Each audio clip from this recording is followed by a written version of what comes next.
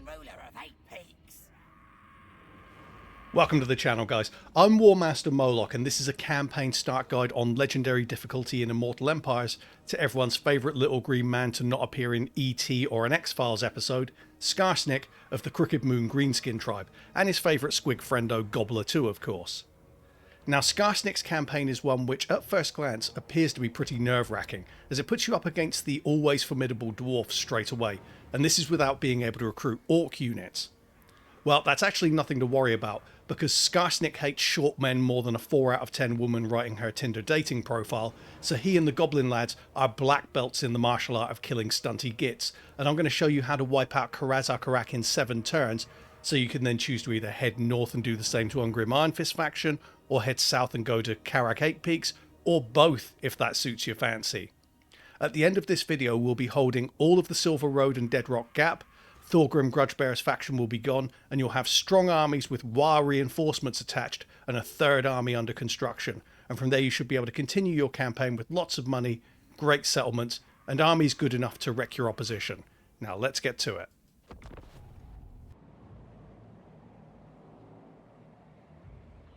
I'm the warlord of 8 peaks. You remember that? Now, the start of a Skarsnik campaign is all about preparing yourself to fight with Karaz-a-Karak and wipe them out.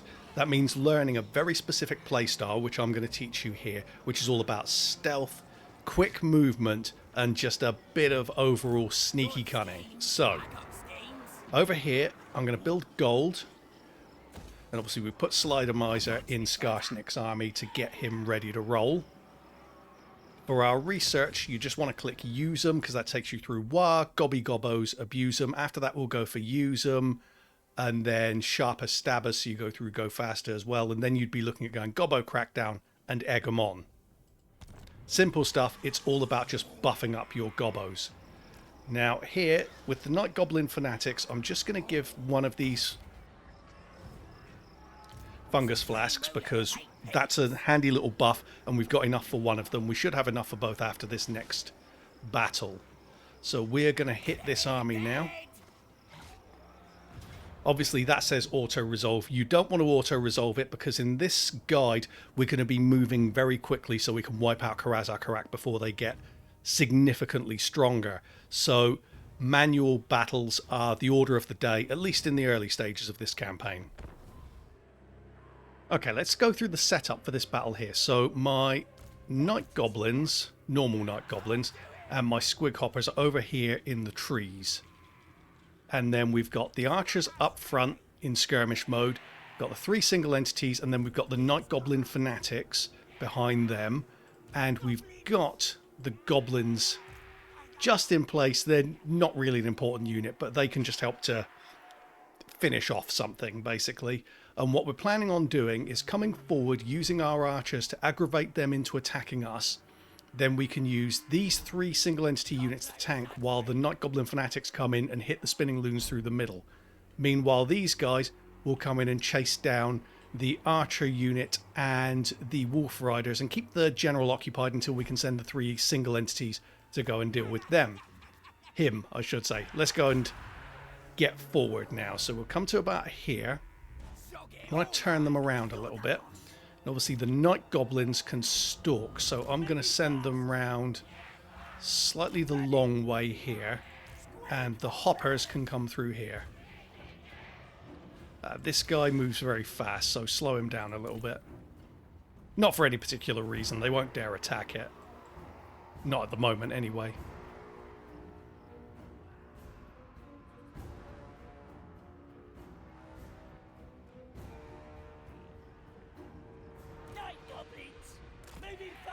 Going to have these come as far tight around the side here as we can, because I don't want to get spotted.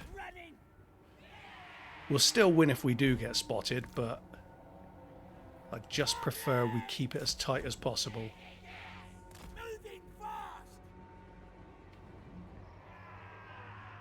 Okay, the archers are just outside of shooting range.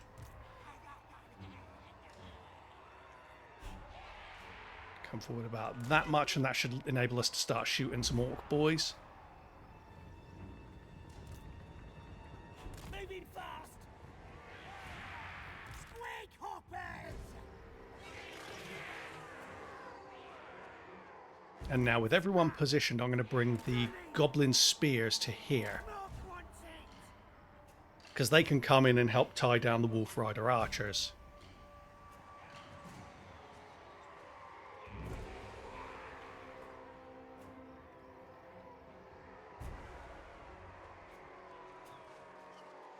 Just keep prodding at them, they'll come at us eventually.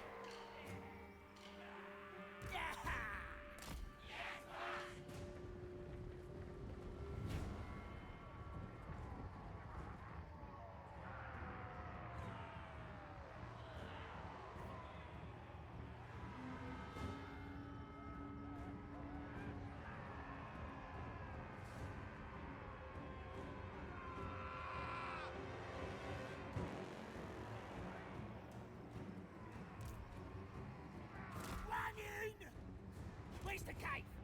Running. Okay, now they're coming forward, we bring the squig hoppers in, bring these night goblins in to back that up, and the spears too. And these night goblins can come around to look at getting those archers, bring these back. Single entities come forward. We're going to tie all of these together and then start hitting them with spinning loons. Stabbers ready. Goblins. Stabbers ready.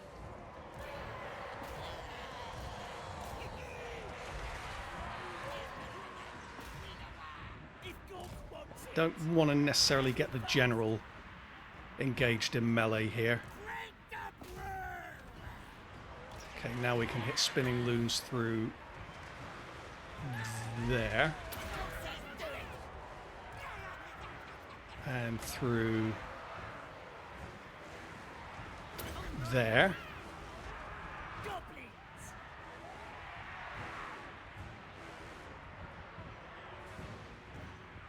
And now the single entities, their main job is to come in and deal with this general because the rest is basically done. Goblins. We just sprung the trap on them, keep chasing these units off. You first. Here's Gobbla. Right, they've shattered. Time to get stabbing. Night goblins. Just minimise the casualties on our night goblins by getting the single entities in there. Stab 'em up. I'll kill the lava. Who can we stab? Stick a spinning loons through there, that'll finish those off. Better than them. Gobbles roll.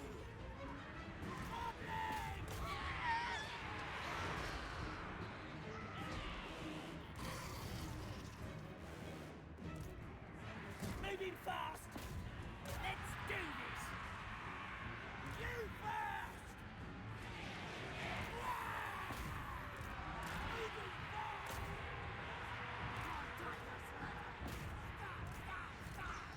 Spider, you need to help with this. God, these hitboxes are so small now since they patched that in Warhammer 2.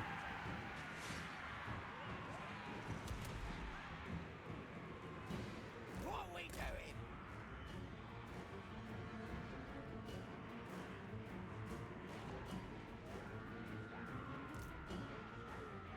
And that's the end. Minimal casualties. That's how you want it in this battle.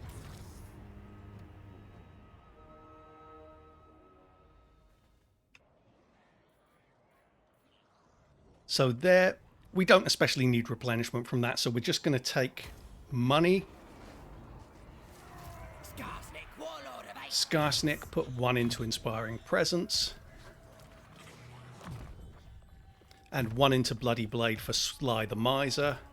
You want schemes? I got schemes. And now we're going to hit World's Edge Archway. Obviously, fight it manually. This is basically the same battle, more or less, just with a slightly different army configuration. A lot more goblins than orcs this time, though. So for this battle, we're sending these night goblins, the non-fanatics, round the side so they can get behind. We've got everything else configured basically the same way, except we've got the squig hoppers visible because we can send them around the side here and then look to pick off archer units. Simple as that, really. Start the battle coming forward using this here to protect one flank. This mountain here, basically. Squig hoppers just run through there. These guys come around here. Just stay away from the wolves. You'll beat them in melee, but why take extra casualties if you don't have to? Pull those back.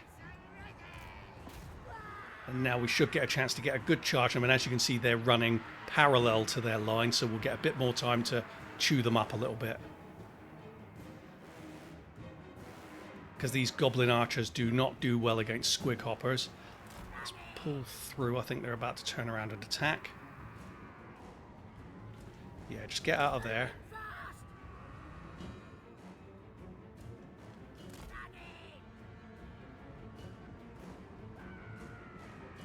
Yeah, we did them a fair bit of damage there. 34 casualties. Come on, guys. Dig yourselves out.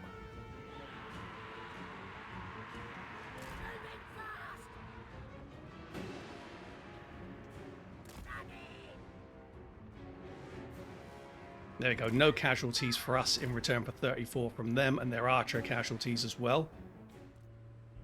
Okay, pull the archers back. Yes, pull the archers back. Let's send the single entities in here. And now we'll send the squig hoppers towards them.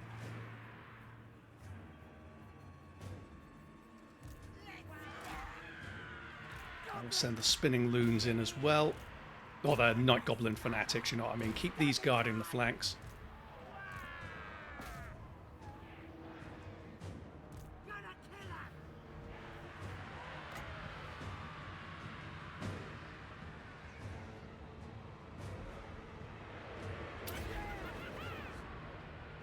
Go. Tie them down. And now we'll bring the other night goblins into play. Spinning loons through there. Archers to here.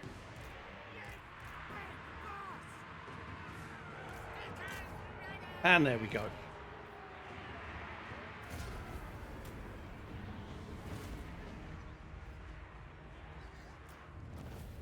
Decisive victory. And that decisive victory means that we can just occupy here because we don't need any replenishment. And that means we don't get public order problems in this area. I'm going to go for growth in this region because we want Gumbad to be up tier 3 as soon as possible. For Skarsnik, put a point into Gobbos because it gets you ammunition for your archers, which you're going to be having a lot of in this campaign. And go for double elusive for Slider Miser. And now we're going to recruit a Goblin Great Shaman. Let's go for fleet-footed. Neither of those are great. And then for Skarsnik, 2 units of Nasty Skulkers, 2 units of Goblin Archers. And that, guys, is the end of turn 1. So turn 2, we've got a bolstered army. Bear in mind, sometimes this guy, Morglum, is not still in the high place. He sometimes bounces over to Mount Squighorn. It makes no difference to us because we'll beat him regardless. So we're going to bring Skarsnik over to here. We're still not going to auto-resolve. We're going to fight it manually. And we're going to bring in our Great Shaman here.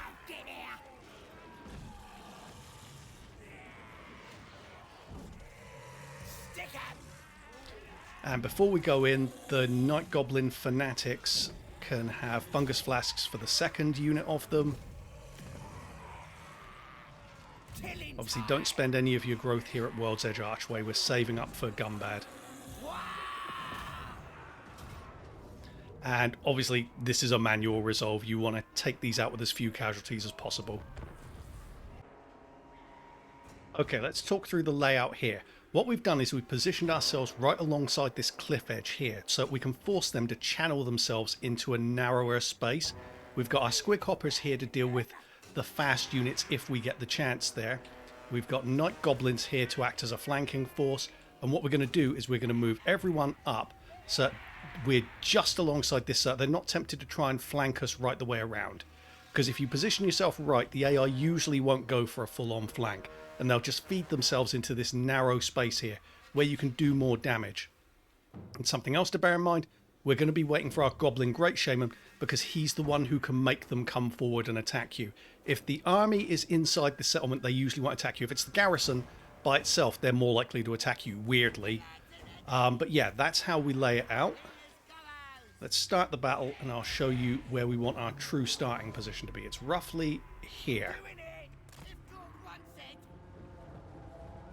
I'll just speed that up, because all we're doing now really is waiting for the Great Shaman. There we go, we got 2 units at once there. That made up for the first one being a bit off. I'll say come forward and aim for that one first. Okay, we'll move back a bit now. He just got hit by the general, and as you can see, there you go, there's a blob. So let's slow this down. Vindictive glare there, and we should hit 2 units at once.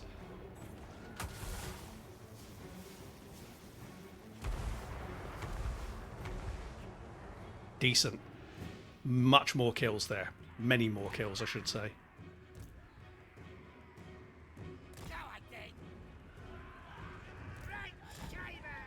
And now these are isolated, so we can send the squig hoppers after them.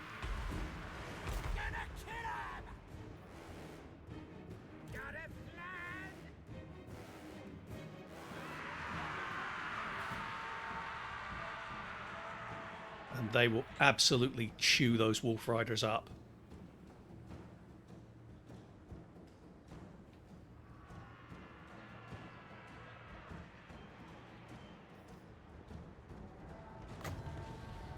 Go for those orcs. Right, get the squig hoppers out. Now we'll pull the general back to here. And we will get the single entities forward now. The archers can start to fall back, and we'll bring the nasty skulkers in as well.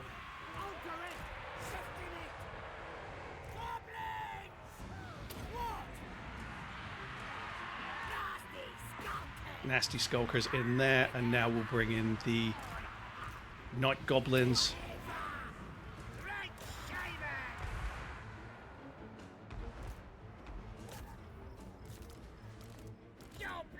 Bring these round on the flank. And now we're going to hit that through there. Spinning loons, very, very good. Tie that down with him, and now we'll hit spinning loons through here as well. Massive damage there. And we're going to go for the flank.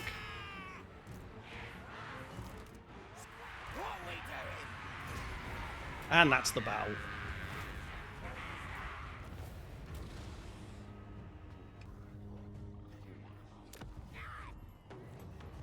Cool. We're just going to occupy again.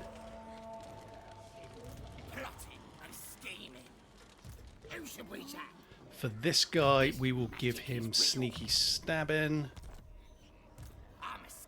Skarsnik. More into the gobbos, because that's giving you ammunition, which you'll want for all these archers. Slide a miser. Let's go for elusive and gutter fighter. We're going to recruit another Goblin Great Shaman. Disciplined, that's a great one. We'll definitely have that.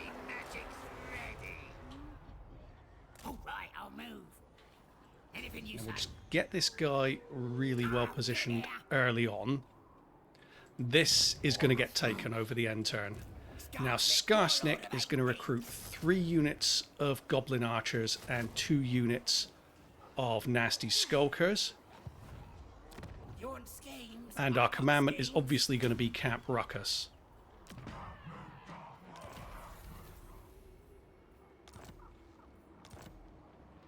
There we go. And that is the end of the turn, guys. Right, we're on turn 3, and the Bloody Spears are finito. Thorgrim Grudgebearer is right there. He's got 14 units. Sometimes he has 15 or 16. it makes very little difference with the battle strategy that we use. So we're going to bring Skarsnik to here. You got it. Going to do a bit of raiding. Right then, let's do it. This guy is going to stand right on the edge there. And this guy is going to be right next to him. No way. Or as close as he can get, anyway. Get out me head. I'm Trixie. Yeah, we want them right on the edge of our territory. It's real. No way. I'm special. You're being knobs, lads. Stop doing it. Right. He comes to... Underway. Do you know what? He can stay there. That's okay.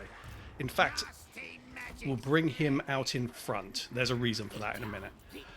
Now, this guy is the one who's still inside our territory. 3 units of goblin archers, 2 units of nasty skulkers. We're keeping them all together so that Thorgrim doesn't try anything fancy, and even if he did, we'd win. The gold, let's upgrade that because it's a very cheap upgrade. And we're going to end that turn. Okay, so we've finished researching gobbos. That's very nice. I hear ya. Skarsnik. Gobbler's hungry. We're going to max out the gobbos. Get that extra ammunition and missile strength. As you can see, our army's almost completely untouched there. I got me brother. Skarsnik now is going to declare war.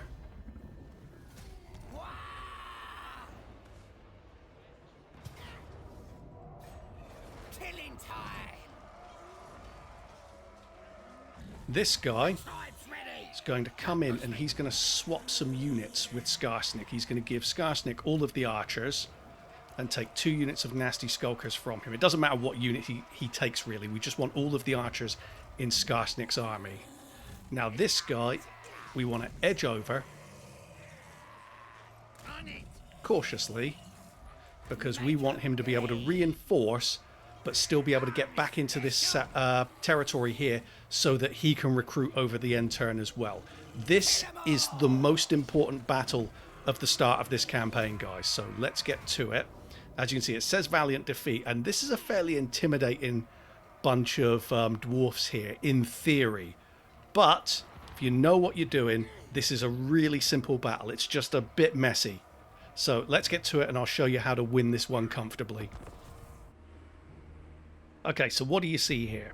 You probably see a lot of dwarfs with a lot of armor and a very wide line that will engulf us if we let them. So we're not going to let them. Let's do something first. Let's put the squig hoppers down here where they're concealed. Nice. Okay. What we're going to do is we're going to use the territory to our advantage. If I just select one unit here, you can't put them on here. You can here, but not here and not here. So what does that mean for us? It means that we're going to set up to try and funnel the enemy into this space here. Now obviously you might think immediately they will then flank us and get round the back of us. So we're going to trick them into not doing that. So I'm going to take a 5-part archer line. I'm going to set up a front line checkerboard on it. I'm going to put 4 behind.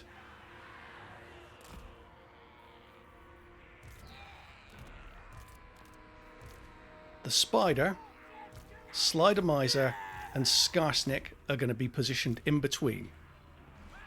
We're then going to put the Night Goblin Fanatics in place there. And we're going to put the Nasty Skulkers here. In between.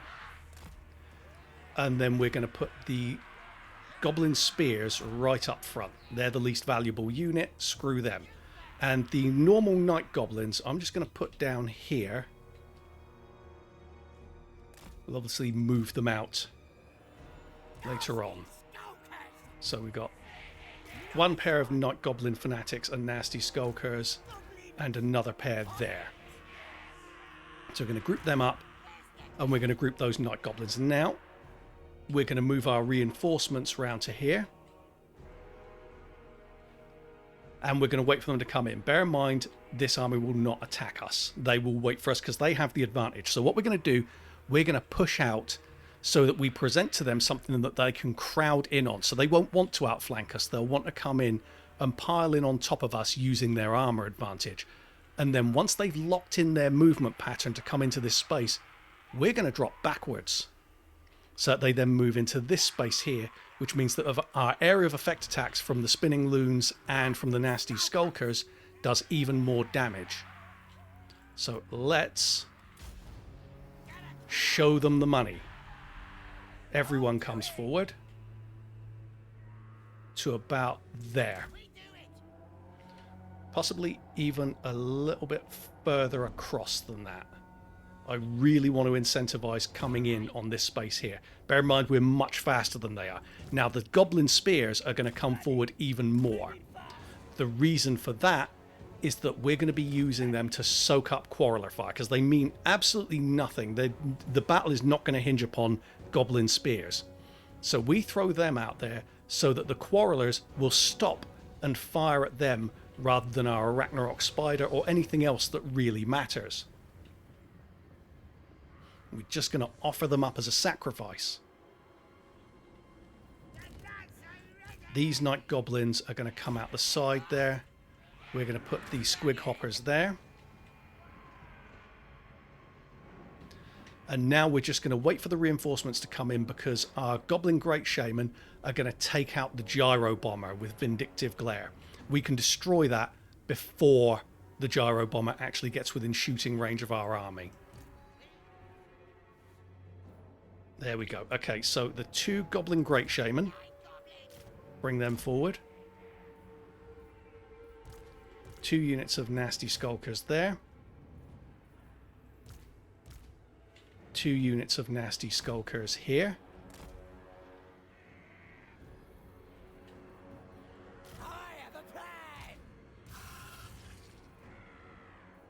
And just speed that up again. As you can see, they're not going to come at us. Their advantage is too great for them to be taking that kind of risk.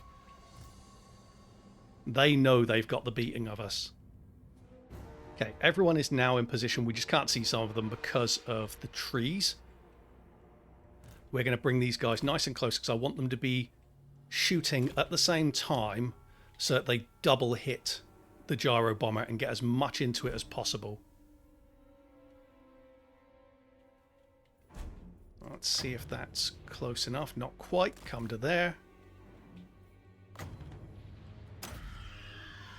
There we go.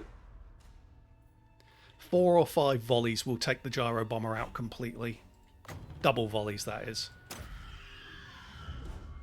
There we go.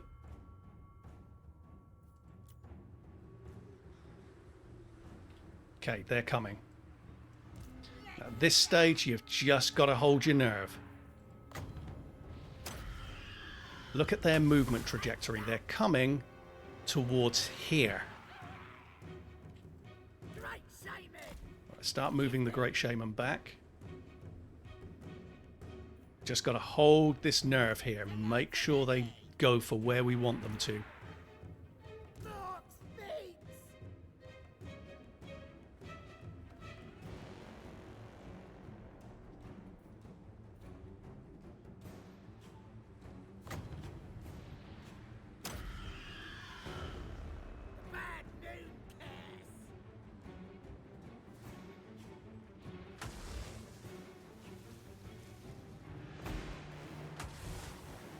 There we go. Now they're amping up their approach. See how fast they're moving, by dwarf standards at least. Move back.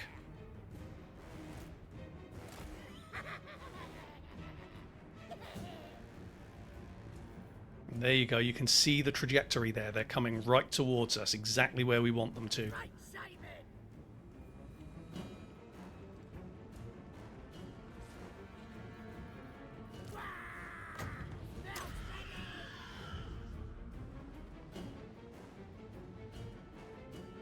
Shot one of them.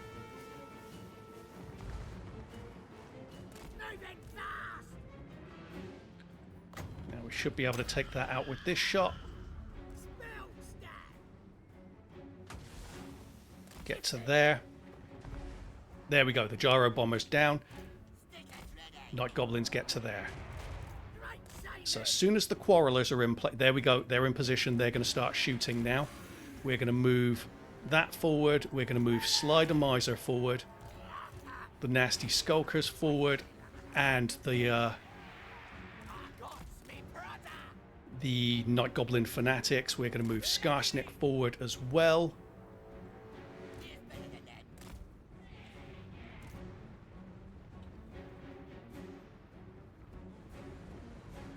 Sly get to there. So a couple of units are trying to get round. Let's back these off a little bit. We don't want them to get spotted because that'll encourage them to continue with that flanking, which we don't want. Now I want to tie down those miners with blasting charges, and now we're going to bring in the squig hoppers. Pull these on top, these to here.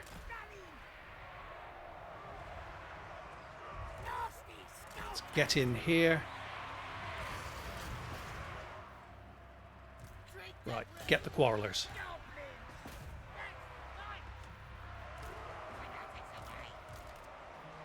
Right, we're going to put spinning loons through here.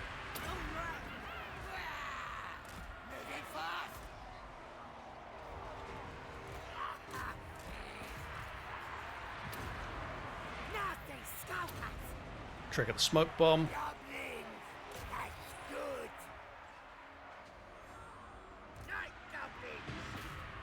There we go, and we've got more units down here. Let's bring them up.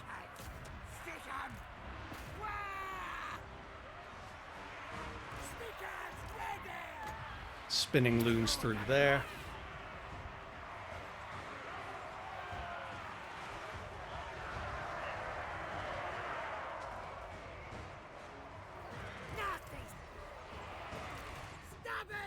Now we can bring these round the side. We got the WAAAGH.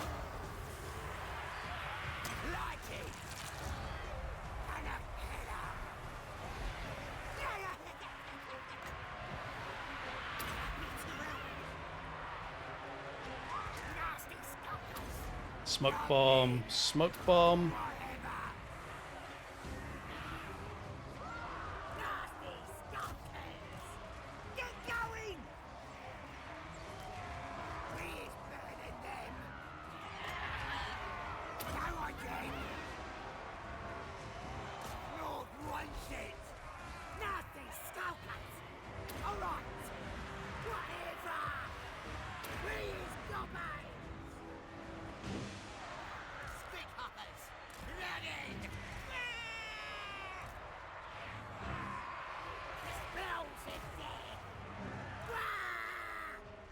Going to move our archers forward so we can do more damage with those.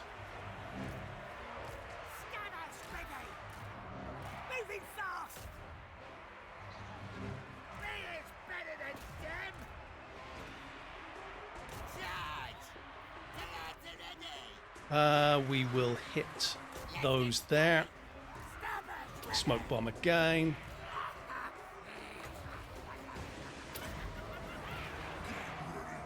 There we go.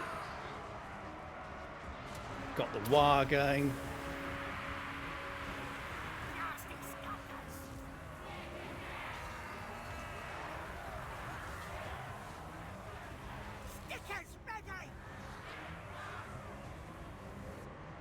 Simple as that, guys. Simple as that. We didn't lose a single unit there. Took some casualties, but no units lost. Close to victory, my ass. We pissed that. Yeah, some casualties. Easy, easy, easy win. And Thorgrim's starting army is now gone. Now, we're going to loot and occupy. I have no idea why it's going on over to World's Edge Archway there. But yeah, loot and occupy. There we go. And what we're going to do now is we've got a couple of units that are damaged here. So we're going to swap them with Skarsnik, because he's going to get the most replenishment because he's inside. So we'll take a couple of those units off him. And there we go. This guy, we're going to give him Itchy Nuisance. This guy, Sneaky Stabbing, and he's now going to move back to here, where he's going to recruit us 3 units of goblin archers, 2 units of nasty skulkers. Goblins hungry. Now they'll see. And I'm going to take 3 units of goblin archers, another 3 units of goblin archers off of Skarsnik because it's cheaper to recruit with him. So 3 units of goblin archers there. Skarsnik's skills, we're going to go for better dripping tips and better night sneaking. And for Slider Miser, we go slippery. And then we go for survivalist. He's mostly going to be tanking still. Me, supreme ruler of 8 peaks. And we're not going to repair anything in Squighorn. But we will build the growth building here, because obviously the sooner we get growth inside Karaz-a-Karak once we've taken it, the better, because we want to build that up nice and fast so it can mostly help defend itself. Now, something you might have noticed, we've got a WAAAGH available. We are not going to trigger the WAAAGH yet. The reason why is that WAAAGHs are heavily based upon how many units you have in an army. So what we want to do is get as many into our second army as well as Skarsnik's army first, and then trigger the WAAAGH so we can get the most WAAAGH units in support of our main forces. That's the end of the turn, guys. A quest has been issued. Yeah, we're not interested in the Karak Peaks quest at this moment in time. Be wary, though, for while the Skarsnik, get this. I hate that it won't let you move things while there's little stupid pop-ups on the screen. So, we're going to besiege Pillars of Grudgebearer. Stabby, stabby! The tribe's ready. And we're going to bring... Let's have a look. See... Yeah, we can force march that. Okay, so we bring this army to here.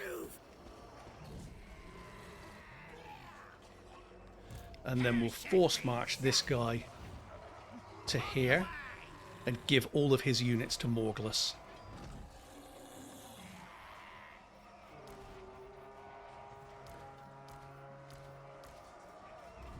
There we go, and he can just stay there. Slider Miser, we will give him Survivalist.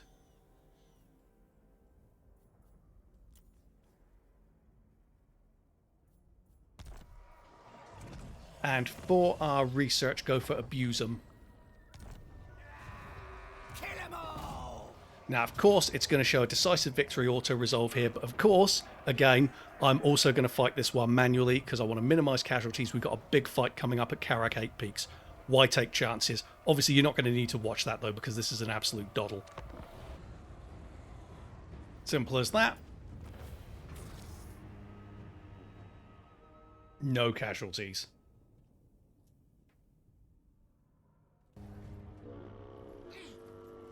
Again, we're going to loot and occupy.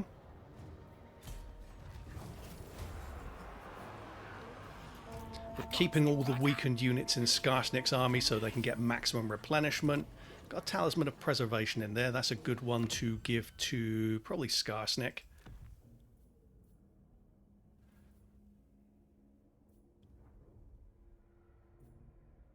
And we might as well give him the Potion of Foolhardiness, whatever.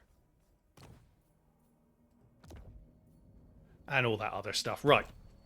So that's now done. We will give this guy Itchy Nuisance, because that's actually a really good nerf spell there. Very, very useful for what's coming up at Karak 8 Peaks.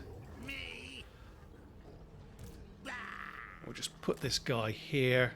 Not like doing that, but just a little bit closer. There we go.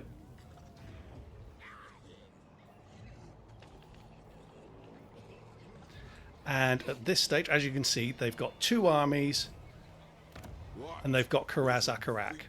That's all they have left. It's turn 5. They are on the brink of destruction, and now is when we hit the WAAAGH, because we've got 13 units in here, 20 in Skarsnik's army. So that's really as good as we're going to get without actually waiting additional turns, which we're not going to do. We're going to go for Gork. No, we're not going to go Gork, so we're going to go Mork, because that gives you missile strength. We've got a lot of archers here. And end the turn. Alright, it's turn 6, and we are not quite within full reaching distance. Obviously, we could get very close, but not quite close enough to Karaz-a-Karak to actually besiege it. So what we're going to do, we're going to put Skarsnik there in his raiding stance. We're going to put this guy here. And we're going to put this guy here so they can all reinforce each other in case of an attack. And we're going to recruit another 4 units of goblin archers for this guy for our research. Click on Sharper Stabbers because that takes you through Go Faster and Sharper Stabbers. And as far as the scrap goes, give that to the Night Goblins for more fungus flasks. And now we can take Mount Gumbad up to tier 3. And that is the end of the turn. Okay, turn 7. It's D-Day time. Now, it's possible, it doesn't usually work, but with this many troops inside, it's possible that you might be able to attack the army that's outside and draw the garrison out. Now, most of the time, that actually won't work. So I'm going to show you the way I will typically do it. Because we're going to go through the siege. And if anything, I think the siege is more efficient. We've picked up some Doomdiver catapults for Skarsnik's WAAAGH, which is great for us. Doomdiver catapults show up a lot for Skarsnik in WAAAGHs, so it's something more or less like 75% of the time you can expect to get some in your WAAAGH. For this, we're going to go for Death from Above. For Skarsnik there, and for Slidermiser we'll go for Survivalist. And now we're just going to go and we're going to lay siege.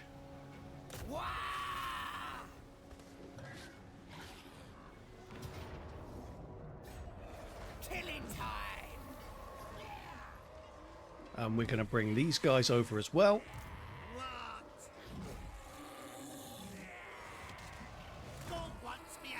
To there, say. This guy to here. Now what you could do if you wanted to is attack this army here, because you'll get all 3 units attacking this army.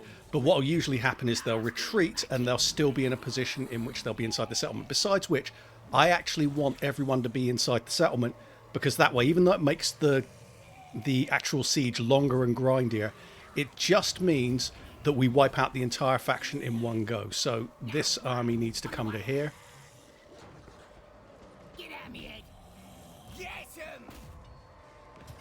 And it's fight time. Obviously, we can't auto-resolve it, but it's fine. It's going to be a long fight, so I'm going to have to cut it up a fair bit during the recording process so you don't get bored. But I'm going to show you how I win this battle, and I'll explain how I do it as well if I didn't have any Doomdiver catapults, because obviously those are useful in a siege.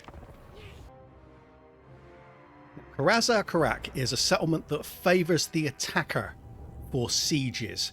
Now, if we wanted to, we could have an army over here and beat these guys on the way in. To be honest with you, I don't think it's worth it, because you're more likely to come under fire. There's a lot of mucking around. I don't think it's worth the effort. Just let them go inside. It's fine. Now, the reason why you have the advantage as the attacker here is because of this dead spot here. This means that you can go here and only the internal towers can shoot you, and it'll usually only be the one that shows up here. Obviously, in the meantime, though, you've got towers here that can be activated. If there are quarrelers up here, that's going to cause you some trouble as well. So we're going to waste the ammo on any quarrelers that they have. Going to group our stealth guys. And we're going to group our archers into small groups here. Now, bear in mind, we've got more units now than we can actually have on the battlefield at any one time. So as we run through our archers, we will be retreating them off the battlefield.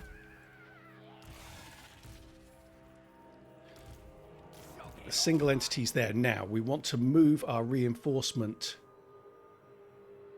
blocks round to here. So that's 3 minutes and 8 seconds.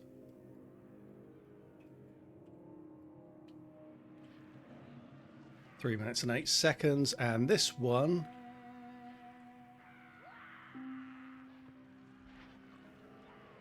this is the one that we want to have come in sooner, because it has the Doomdiver catapults in there. Otherwise they might not show up until late, so we're going to bring these round to here. so that they take longer to come in. There you go. Don't need to go that far over. Just long enough that the Doom Divers will come in, and then we will use Slider Miser to keep them occupied. To keep the towers occupied, that is. And all the while here, while we're damaging them with our archers, we're going to be looking out for potential blobs that we can break the gates down on and then put the spinning loons through. So keep an eye out for that. Alright, enough talking, let's go. They have occupied the tower, there are guys up there. So this is the boring part. They do have quarrelers up here as well, and I'd like to waste their ammo too.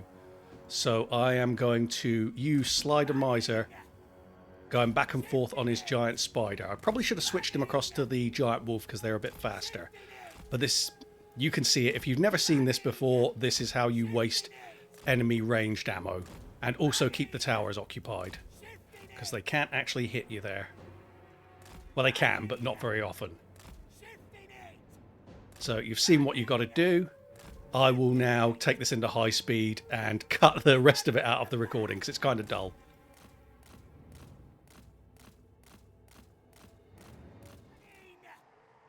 Okay, so now the quarrelers are out of ammo.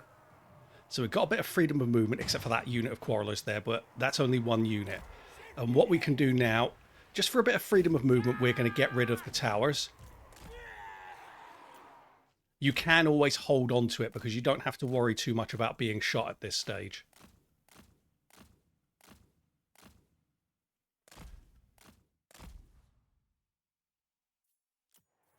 Okay, so towers are gone. In the event that you don't get any Doom Diver catapults, you're still fine.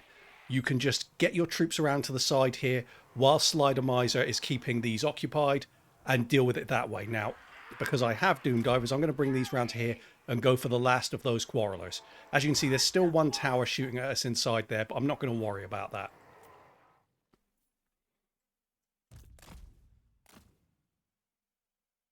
In fact, I can get outside of its range, so that's fine. Oh, yeah, we've got one general over here being a knob. It's always a pain keeping track of all these guys. I've activated that tower, so I'm just going to pull these back a little bit.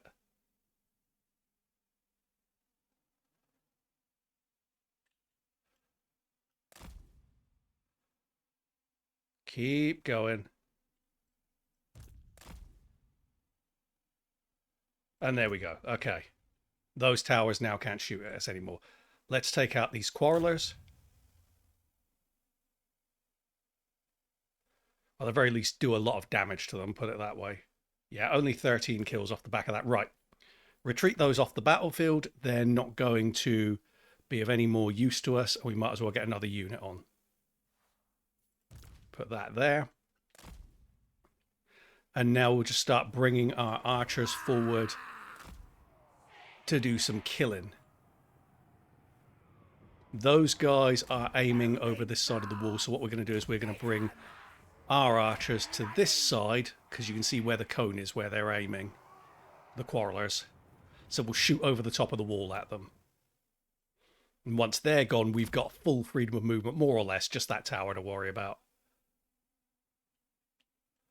See, we're going to get shot up a little bit by the tower, but hey-ho.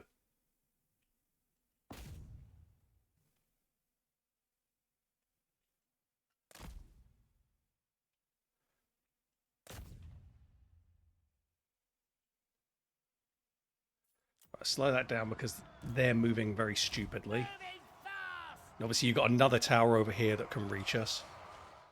Now that that's dealt with, what you want to do is you want to look for opportunities to shoot units in the side or the back. So right here you've got some dwarf warriors who can be shot in the back. And some quarrelers with no ammo here who can be shot in the side. Same goes for these miners. So we're just going to group these up here. Actually bring them over here just to keep them from taking too many shots from that tower. So we've only got one tower shooting at us.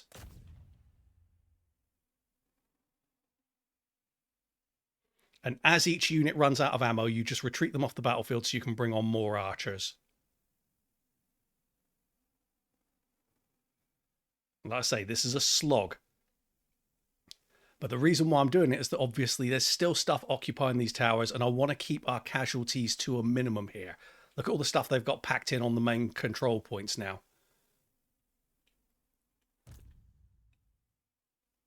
It's no longer such a walkover to get into capital settlements. These dwarfs are insanely tanky, of course, because dwarfs always are. Okay, they're out of ammo. Get them off the battlefield. So get these to here, and I'm going to come closer to the wall. So that makes it harder for the AI to shoot us if we get to here. Got to watch out. They've just brought iron breakers up on the wall. So when I get to here, and we're actually going to aim for those iron breakers instead. Oh, no, they're getting off the walls. A bunch of prick teasers. Okay, go for these dwarf warriors here. Go for the side shot. Take them off of fire at will because the AI is really stupid and will ignore your shot commands.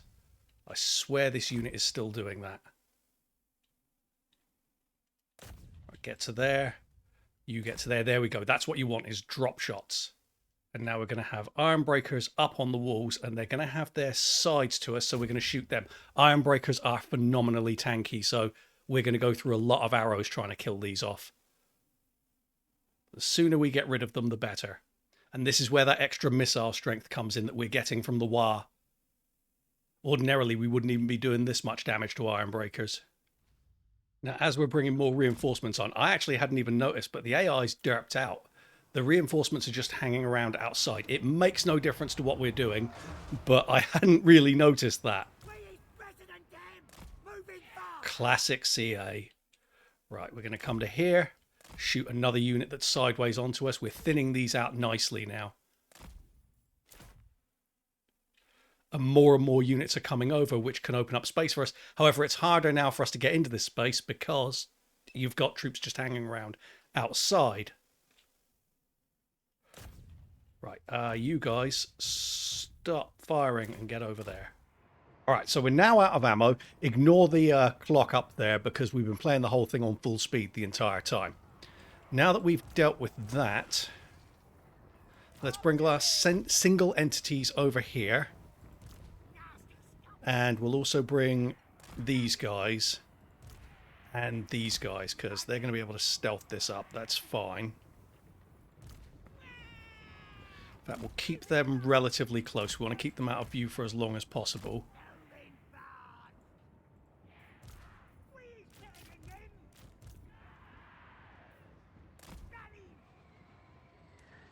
And then the spider I want to have go and beat down the gates. They didn't come up with any really good options for like doing an invasion through here, and I'm very wary of the grudge throwers and the amount of damage they can do. Just bring these down to here, but have the spider attack the gate. Okay, gates are destroyed. Everyone just pause here for a second until we're all grouped together. And then we'll charge in. Oh, it looks like some guys are... They're actually going to come in this way. All right. Okay, wasn't expecting that. I wonder if they're going to go in through this gate. That looks like what they're going to do. Which is fine, because we're going to charge in just a second, and then they'll just be part of the blob that we fight. Oh no, they're going to come for here.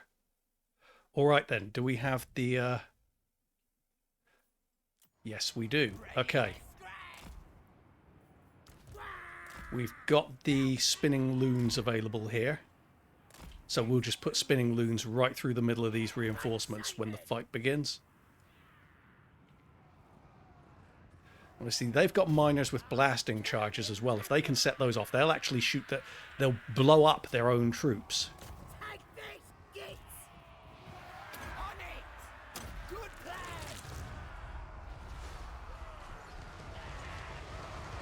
Yeah, very little damage, but still. And we've got Itchy Nuisance here. And then you guys come in here and just set off the spinning loons through the middle of them.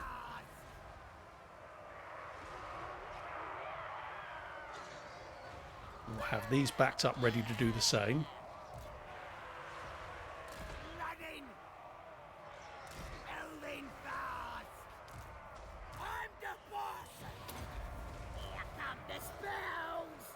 2, 1. Oh, no. Just the duration of it. Okay. This looks like the best way to go with it.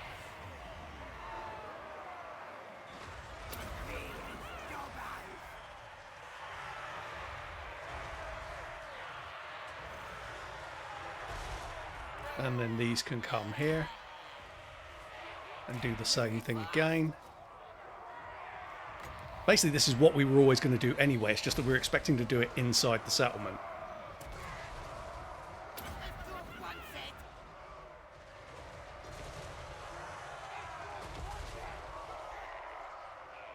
Okay.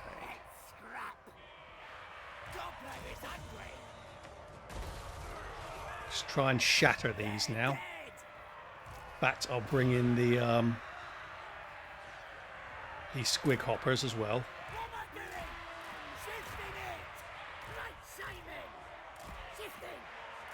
God, it's so hard to click on these, even with the flag.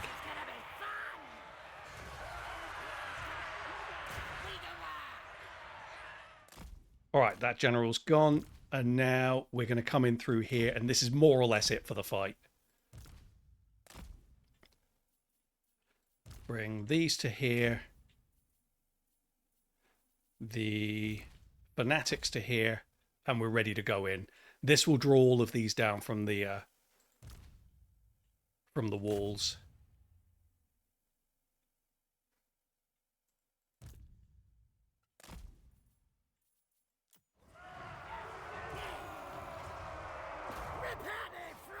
And once these are down and engaged in the blob, we will then bring in the spinning loons, the, well, Night Goblin fanatics and some nasty skulkers together to finish the job off. We'll hit this on all of them there.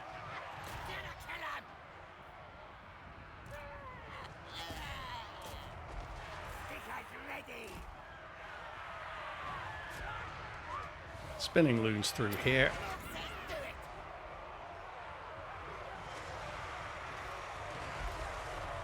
And that is the army loss penalties.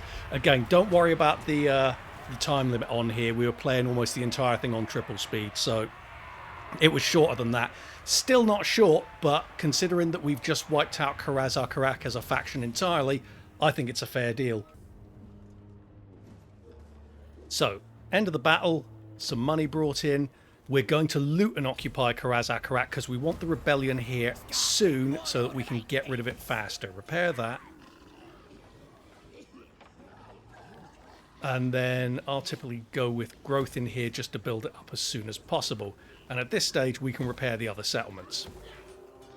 Skarsnik. Stick 2 into death from above because we've still got some more gobbo improvements that we can make. Counter Striker, and they need stabbing for Slide Miser. And then this guy, what you want to do next turn, not this turn, you want to give him some nasty skulkers.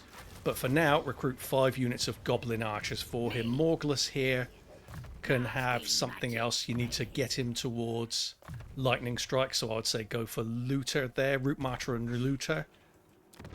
And that's basically it. The rebellion's coming there.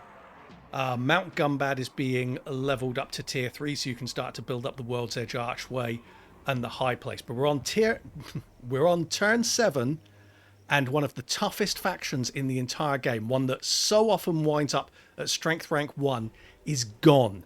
That's the benefit of Skarsnik's campaign. Just 7 turns and they're wiped out.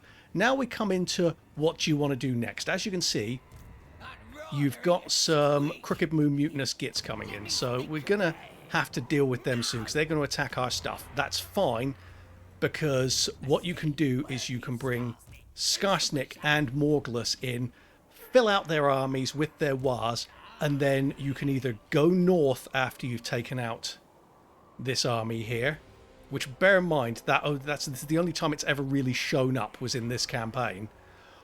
You can go north to deal with Ungrim, wipe them out, and potentially confederate WAAAGH, or you can go south and look to confederate WAAAGH and go for Karak 8 Peaks. Now, my personal preference is the former, for very significant reasons, so I'll take you through why. Ungrim, obviously, if you leave him to build up, will become very, very formidable. WAAAGH can get wiped out pretty quickly because he has to deal with Kislev, he has to deal with Drycha, and he has to deal with Ungrim. So you want to move fast to confederate him if you're going to get him at all. But as far as WAAAGH goes, his confederation you can still get. He tends to confederate Scabby Eye. That brings him into contact with you, and as soon as he sees you, he declares war on you straight away. Now we're going to leave this army in here. We're going to give him some nasty skulkers and some goblin archers. We're going to fill this army out up to full size and just leave it inside Karaz-a-Karak to attack Cathayan trade caravans as they come through, and to be ready in case of any other attacks in this area, like, for example, WAAAGH.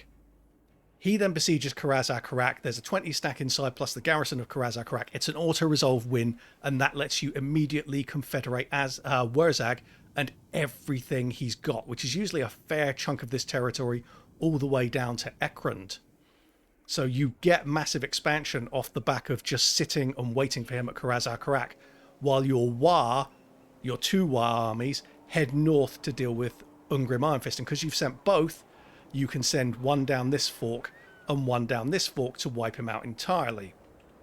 That also means that you're protected, because sooner or later Tretch Craventail is going to declare war on you. You need to be ready for it. Funnily enough, the clue's in the name. The guy's treacherous, so you want to be ready to fight him.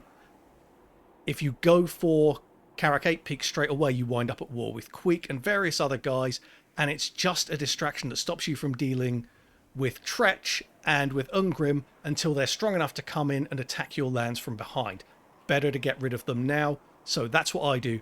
Go north, then go east and north. It only takes one army to go and deal with Tretch, and the other one, plus the one that you're going to build up as a sort of supplementary garrison here, can come south, plus everything that you get from WAAAGH if you decide to keep his armies.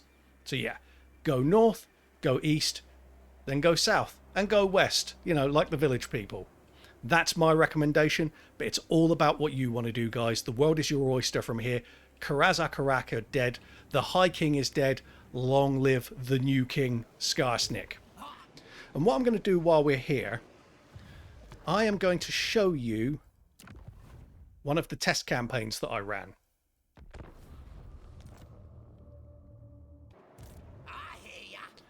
So this is a test campaign that I ran in order to learn about the campaign, and I can show you an example of exactly what I was talking about here. So the war has just ended. We've got the big Stunties trophy, and as you can see, Ungrim's gone. We didn't manage to get to WAAAGH in time, but we're now prepared to fight back against Tretch because he has declared war on us. Scroll down. Clan Rictus.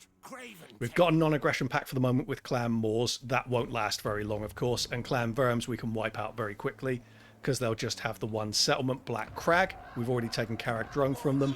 Our money, you might be thinking, doesn't look great, but that's because we inherited armies from WAAAGH that we can get rid of and replace, or just use if we want to. But we got that confederation, as I described, with WAAAGH. He showed up here.